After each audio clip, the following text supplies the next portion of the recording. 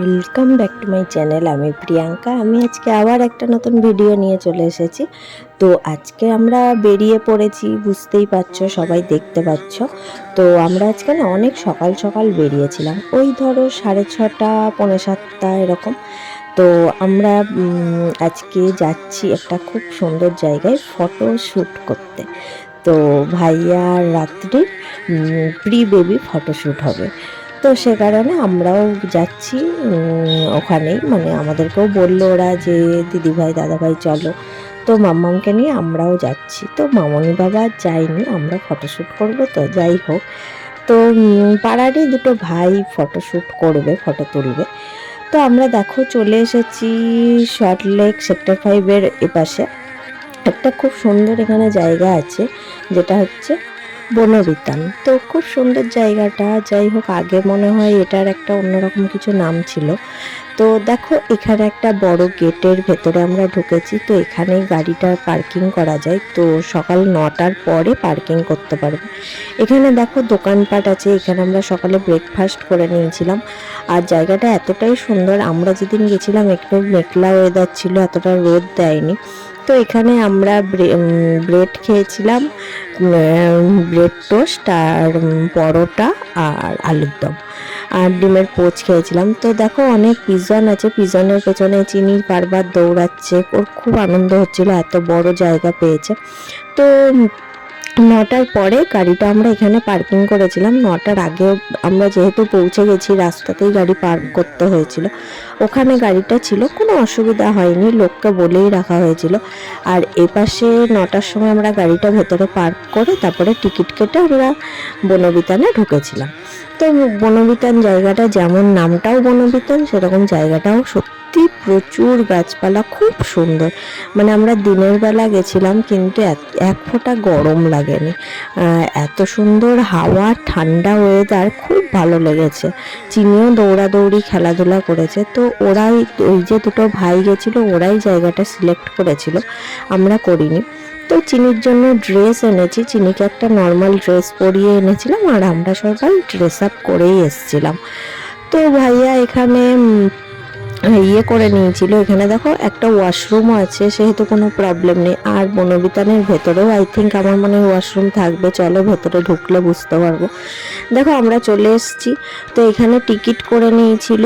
Ticket করার পরে আমরা ভেতরে ঢুকে গেছিলাম। দেখো মানে ফ্লাইট যাচ্ছে, ফ্লাইট খুব কাছ থেকেই দেখা যাচ্ছে।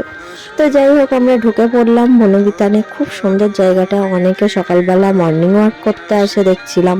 তো মর্নিং ওয়াক করতে আই থিঙ্ক আমার মনে হয় না সেরকম টিকিট করতে হয় কিনা, বা করতে হতেও পারে হয়তো, কিন্তু খুব ভালো লাগবে ভোরবেলা যারা মর্নিং ওয়াক করতে আসে। তো আমরা চলো ভেতরে ঢুকে গেছি। দেখো একটা এখানে মানে পুকুর টাইপের আছে, লেক টাইপের, কচুরিপানা হয়ে আছে, আর গাছপালা দিয়ে সুন্দরভাবে সাজানো জায়গাটা। আর মেঘলা মেঘলা ওয়েদার ছিল, তো খুব ভালো লেগেছে গো। এত সুন্দর জায়গাটা না, মানে কলকাতার বুকে এত গাছপালা, এত সুন্দর জায়গাটা আমার সত্যি খুব ভালো লেগেছে। তো আমরা হাঁটতে হাঁটতে, প্রায় অনেকটাই হাঁটতে হয়েছিল আমাদেরকে। আমরা এরকম আমি টুকটাক ভিডিও করছিলাম, আর ওরা হেঁটে হেঁটে গল্প করতে করতে আসছিল। চিনিও জানো পুরো রাস্তাটা হেঁটেছে, মানে এতটা হাঁটা, অনেক প্রায় হাঁটা, অনেকটাই। তো ও পুরো সেদিন হেঁটেছে নিয়ে, ওর পায়ে না হালকা একটু ফোসকাও পড়ে গেছিলো, মানে কিছুতেই কোলে উঠবে না। তো ফোসকাটা আমরা সেই দিন দেখিনি, পরের দিনে দেখেছিলাম। তারপরে ওরা ভাইগুলো সেরকম জায়গা সিলেক্ট করছিল কোনখানে। ওরা তো এর আগেও এসছে, ধরো প্লেস জানে, কোথায় কোথায় ছবি তুললে কি তুললে ভালো লাগবে। যাই হোক, তারপরে আমরা গেলাম। এখানে দেখো বনবিতান, অনেক লোকজন এসছে। আমরা তো একটু সকাল দিকে চলে এসেছিলাম বলে ভিড়ভাট্টাটা কম ছিল। তারপরে আস্তে আস্তে বেলার দিক করে না প্রচুর লোকে ফটোশ্যুট করতে আসছিল। মানে আই থিঙ্ক আমার মনে এখানে ফটোশ্যুট করতেই লোকে। তো বেশ ভালোই লেগেছে। দেখো চিনি সবার লাস্টে পাপা হাঁটতে হাঁটতে নিয়ে আসছিলো। আর এই পুতুলটা না ওই ভাইরাই এনেছিল ফটোশ্যুটের জন্য। তো এই ডলটা ওর এতটাই ভালো লেগেছে, ও ছাড়েনি, ও এটাকে নিয়েই আসছিল। যাই হোক, এখানে অনেক পাখিও দেখা যাচ্ছে, ফুলের গাছ আছে, প্রচুর গাছপালা আছে, সবুজ গাছপালা, খুব ভালো লেগেছে। সত্যি বলতে গেলে তোমরা যদি পারো একবার এসো, এখানে ভিজিট করে যেও। খুব ভালো জায়গাটা, খুব সুন্দর জায়গাটা, ভালো লাগবে। ফ্যামিলি নিয়েও আসতে পারো। তারপর আমরা কিছুটা আসার পরে এরকম একটা না ছাদ দিয়ে পুরো ঘেরা এরকম একটা জায়গা ছিল বসার মতো, বেশ পরিষ্কার পরিচ্ছন্ন। আর আমি একটা না চাদর নিয়ে গেছিলাম, বিছানার চাদর। যতই হোক বাচ্চা নিয়ে যাচ্ছি না, একটু বসতে পারবো সেই কারণে। তো আমি ভাবিনি এরকম একটা প্লেস পাবো, আমি ভেবেছিলাম হয়তো মাঠ ঘাসপালা থাকবে, সেখানে হয়তো চাদর পেতে বসতে পারবো। তো যাই হোক, আমরা এনেছিলাম। আর রাত্রি যেহেতু প্রেগনেন্ট, রাত্রির জন্য, তাই জন্য একটা টুলও আমি এনেছিলাম, কিন্তু টুলটা না লাগেনি, এখানে বসার জায়গা এখানে ছিল। তো যাই হোক, চিনিও প্রচণ্ড ঘেমে গেছিলো, ওই জন্য ওকে না ড্রেসটা চেঞ্জ করাবো। যেহেতু আমি ভাবলাম যে তাহলে আমি একটা কাজ করি, ওর গাটা একটু স্পঞ্জ করে দিই। ওকে একটু চেঞ্জ করার আগে স্পঞ্জ করে ওর পাপার সাথে একটু খেলা করছিল। আর ওর পাপাও দেখো জিকোকে দেখেছে, এসে শুয়ে পড়েছে, চাদরটাও পেয়েছে, বেশ সুন্দর একটু শুয়ে নিয়েছে। আর ভাইয়া রাত্রি ওই পাশে ফটোশ্যুট করছিল। তারপর আমরাও চিনিকে ড্রেস আপ করিয়ে, ওকেও রেডি টেডি করিয়ে আমরাও চলে গেছিলাম ফটোশ্যুট করতে। তারপরে না আমরা না এই পাশে না জায়গাটা এতটাই ভালো লেগেছিল, এখানের ওই পুরো লেকের সামনে, জলের সামনে, গাছপালার তলে না খুব ঠান্ডা। আর এখানে একটু দেখো বসার জায়গাও ছিল, রাত্রি বসতেও পারছিল। তো ওই কারণে আমরা যেহেতু এখানটায় ফটোশ্যুট করছিলাম, ওই জন্য আমরা এখানেই সব কিছু নিয়ে চলে এসেছিলাম। তারপরে দেখো ও খুব মজা করেছে, চিনি ওর তাতায়ের সঙ্গে দৌড়াদৌড়ি করছে, আমিও কিছু ভিডিও বানিয়ে নিয়েছিলাম। যাই হোক, আজকে বাচ্চা হয়ে গেছিলাম, চিনির সাথে দৌড়াদৌড়ি, খেলাধুলা, খুব মজা হয়েছিল। যাই হোক, রাত্রি ভিডিওটা আমাকে করে দিয়েছিল।